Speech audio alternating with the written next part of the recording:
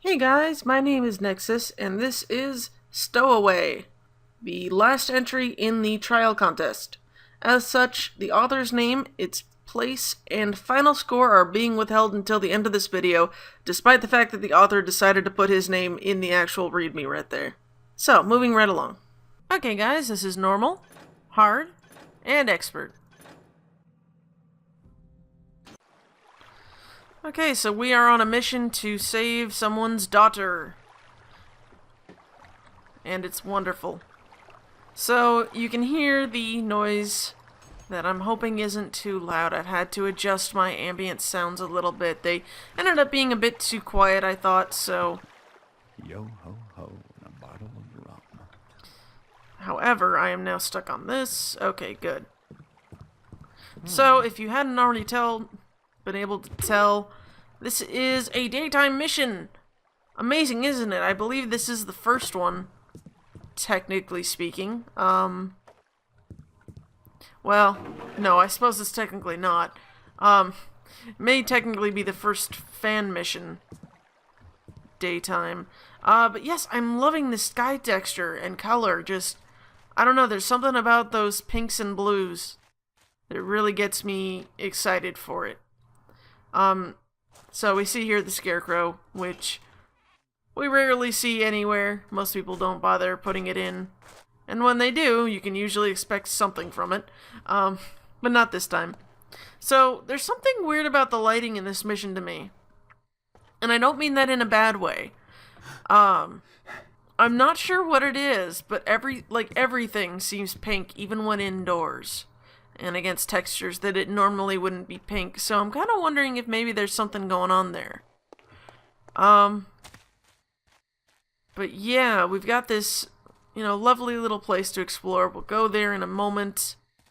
Or rather, we won't be going there because there's no reason to. So we can see that this is a very run-down city. I've been stung. Oh no. It's a very run-down looking city. In fact, it looks very quiet and like no one really lives here anymore. Which strikes me a little bit strange. If we're, looking for somebody in a brothel, you would expect the brothel to have, enough customers nearby to keep it self-supported. I'll go down there in a minute, because I actually do need to go down there. Oh, but see how the light plays out against this? I just love that. I don't know, something about this mission just gets me a little bit nostalgic every time when I first boot it up. I do like this ladder. It's longer than your usual ladder because it's two ladders on top of each other, which is good. It used to be a problem when you couldn't extend the ladder, or I'm not sure if it was that you couldn't or if that people just didn't know how to yet. But ladders were too short to reach down some really, really tall areas. So you'd end up with 3 or 4 ladders in succession. And that's something that I really hate. Probably because I tend to fall off ladders a lot. So we have the second prize trophy already. Oh, how did we get this? Well, we can imagine that this guy probably stole it. And in fact, that is the case. There is a nice little readable about it. In terms of story, I would say that this mission had the best story in the contest. I'll be completely upfront about that right now. That's going to fall in and drown all by itself. No need for help from me. Don't believe I looked over here yet, did I? No, I did. Okay. Good to know that it doesn't go anywhere. But yes, this has the most readables of all the missions. I am wondering what the difference in texture here means, or if it's just a little, mistake where they might have forgotten to change it later. I'm not sure. It would definitely have changed the atmosphere of these sewers with that texture instead of this one. So, just some interesting little thoughts there. Okay, yeah, nothing here. There's all these grates. I was kind of hoping for a little secret hidden in one of them. But as far as I know, there isn't. So, Hello? that's good to know. Someone there? As far as I know, there aren't any secrets in this at all. Now this part looks a little bit rushed here. There's a lot of, you know, floating objects and not too much going on down here, but it is also just the pump house, basically. So, I don't know, it's a little bit understandable, but I really do think that the lack of time that they were able to put into these missions really shows here. Hang on, I'm trying to open this. There we go. So this is how you get into the brothel proper. I call it a brothel because it's really not a bathhouse. This is very much more... Sorry, this has very much more in common with a brothel than it does anything else. That's not necessarily a bad thing. It works for it. The atmosphere works here. I really do love this texture here. You almost never see it anywhere. It's usually only in, like, Lost City type areas. But it's... I don't know, it works. It's rich and it feels like it deserves to be here.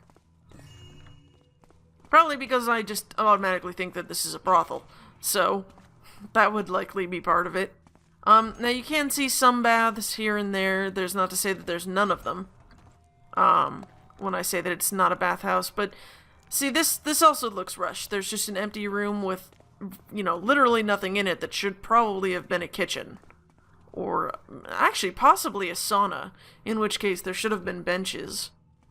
All I can do is guess the person in question who made this mission hasn't been seen in a while. I hate to put it this way, but we recently heard about their latest project being canceled for good this time. So I'm a little bit sad about that still.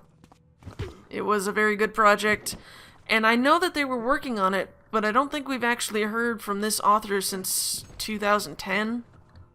The person who put up the notice that the project wasn't going to be worked on was a completely different person. We do only have one lockpick, but that's okay because we don't need to find the other one. We just only need one. And I've never really been sure about that. If you only need one lockpick, then that's one thing, but I don't understand why only one lockpick in the first place, really. So there's that too. I don't want to go into too much detail about this author, even though I realize that the details of these missions are easily looked up. Probably my greatest frustration in this mission, though, is all the emptiness. What was that? Just everything is very empty. Loot is sparse. There is very little of it out, able to get. You can see that had stuff in it, but these two were both empty. I am highly visible right now. Okay, good. I do like this pirate model. I don't quite know why. This is the other thing, is that's what I just did. It never checks off for some reason. I think it's because I knocked him out before I actually clicked to take the spice. But I'm not actually sure because I've done that before and it still didn't check off, so I'm not really clear on precisely what it is that's not checking off properly. But he's the only guy with what looks like a packet of spice on his belt, so just one of those things. This is the locker room, which is empty. Yep. This is a different room, which has a boat in it, and that's it, and it's empty. So yeah, it's a really beautiful looking mission, especially the outside, but it still smacks of being rushed. And I think that's why I was complaining the most, when I was talking in Waterlogged about the time constraint, is I still really don't understand if 21 of your entrants say, no, we can't do that time frame, when I imagine they would have known the time frame beforehand. No, wait, they didn't. They didn't know. Brothel area, paying customers only. So yes, this is a brothel. I forgot to read the README this time. Please excuse me for my poor research skills. Where is this way? But anyway, What was that? when the people signed up to participate in this contest. The entries were before the actual contest content was announced. So the people who entered had no idea. Presumably they had a rough idea of what the time frame would be. I imagine the rules would have been sort of decided on beforehand, but I'm not actually sure of that, so I don't even know 100% if that's the case.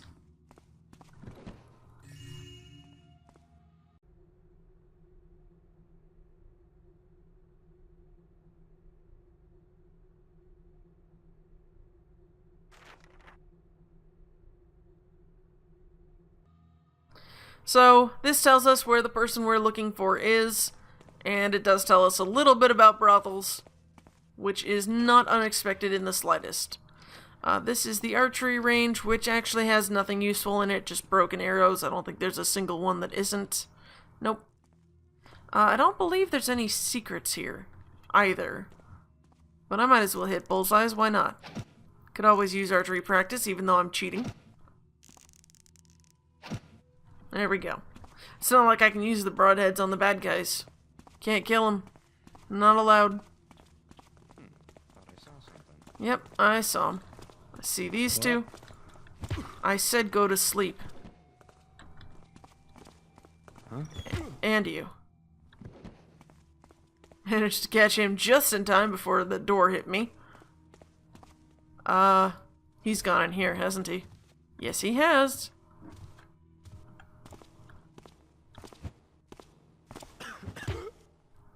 Okay.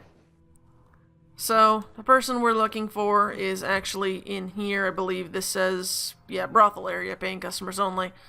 I won't be doing that just yet, because I'm going to be going somewhere else, and I'd rather not have to carry the body with me quite yet. What was that? Of course. We also have the other prostitutes over in here for some odd reason. But yes, there's the music room, which would also be, you know, a thing people would do at brothels. Brothels were not always just about the prostitutes. They were also about the gambling, the drinking, and all that good stuff. Who's there? I would say the brothels used to be much more social than they probably are now. I don't know if that's actually something that people still do. Well, what am I saying? Of course people still go to brothels. There will always be someone going to a brothel somewhere. But, you know, either way. We've got the little torture chambers for the interested. Of course, the rack. And, you know, handcuffs on the walls for atmosphere. You got the stocks here. Of course, they are not meant to be used on the ladies. They didn't really want them to damage their stock, as it were. I realize that that will come across as offensive to quite a few people, but it is true. This is what, you know, people used to do with their spare time when they didn't have, you know, readily available TVs and stuff. Yes? Okay, you're not who I'm looking for, and I can't steal your stuff because it's not loot. This is. However, the person we're looking for Who's there? is this person. Did you say something? Now, I don't know precisely what script it is that you can actually use. I surrender. It comes much later that you can actually manage to convince someone to come with you who would actually want to come with you, since I think she was kidnapped or something. I'm pretty sure that's the story about this girl. You can convince someone to come with you instead of just knocking them out. I hope that didn't kill her. I don't want to deal with it if it did. That's the guy upstairs. But yeah, we have more empty rooms. And as much as it makes sense, it makes for poor fun. So, it is a little bit annoying to have to run through all these rooms and have nothing to show for it. And even this room is, you know, very empty.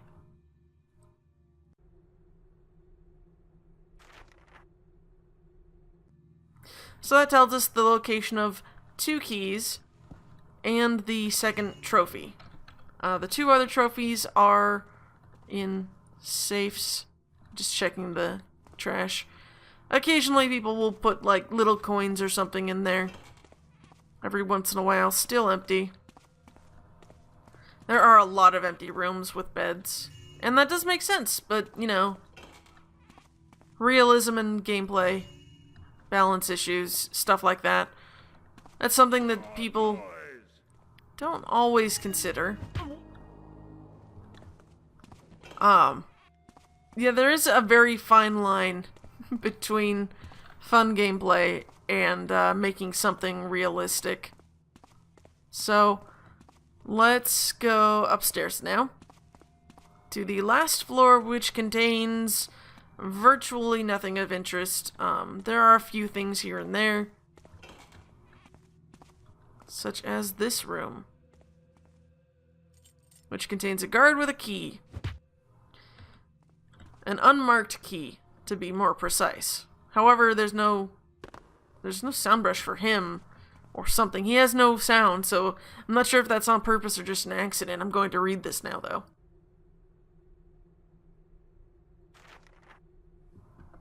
So as you can see, that's just a copy of the same note we saw downstairs. I think that is an issue with the destroy object feature of difficulty planning. To put an example, on easy mode, you would say there needs to be, say, 5 broadheads in this one chest here. But on normal, there would only be 3, and on hard, there'd only be 1. Something like that, you would usually have it triggered by, like, a detection of what difficulty you're on, and it automatically triggers at the beginning. And it destroys a number of objects that you choose it, you know, you tell it to destroy this many objects if you're on easy, this many if you're on hard, etc., etc. So, interesting thing here though is this. It doesn't actually use a key. This is not the safe is behind me. There's nothing in it either, which is quite annoying. But it is a nice little thing. So this is the first safe key then? There it is. And the first safe key has the first prize trophy. Imagine that. But we do have a whole nother wing of the 3rd floor to go. Oh, what's that? It's just this? Yeah, it is. We've got an extra big flute here, which is valueless, and just there for decoration. We've got this harp, which does nothing. We got this horn, which does nothing. The flute that was downstairs in the entertainment room also does nothing. It is unfortunately not actual loot. It's just a flute. But of course it's not a lute, because a lute looks more like a guitar. Except it's not. It's a flute. I need to go find the other safe. Which is this away. No. No, really? I can... Oh, okay. I'm glad that the lockpick times are so short, too. It's not about going fast, in my opinion. It's just about what's reasonable.